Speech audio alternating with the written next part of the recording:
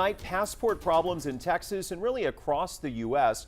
Over the summer, a lot of us will be traveling, whether it's domestically or abroad. Yeah, unfortunately, though, the State Department is facing a massive backlog when it comes to their passports.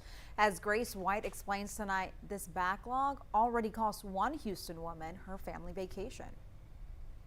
Pam Rogers and her husband had their trip all planned. We were taking our grandchildren to Canada. They were set to leave on Thursday, June 28th, but they needed to renew their passports and they were 10 weeks out from the trip. The options: routine, 10 to 13 weeks, and expedited, 7 to 9 weeks.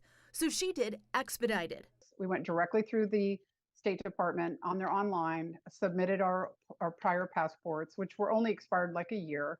The problem: her passport came in 5 weeks, but her husband's came in 10, the day after they were set to leave. So there's only a few times in your life when you actually need your government.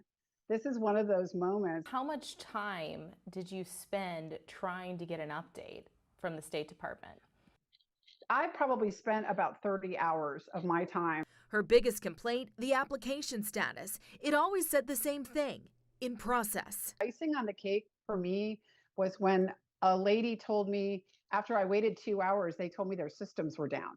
She even reached out to Senator Ted Cruz, who tweeted he was determined to get to the bottom of the backlog, and sent this letter to the State Department last month, calling it, quote, unacceptable. And if this was a public or private company, they would be out of business. She got money back on flights and hotels, but receipts for a rental home and ferry ride ended up a total loss. Instead, she went to the Texas coast with her grandson to make up for the trip. That never happened. It's happening to tens of thousands of people like me, who are losing their money, who are going through the stress.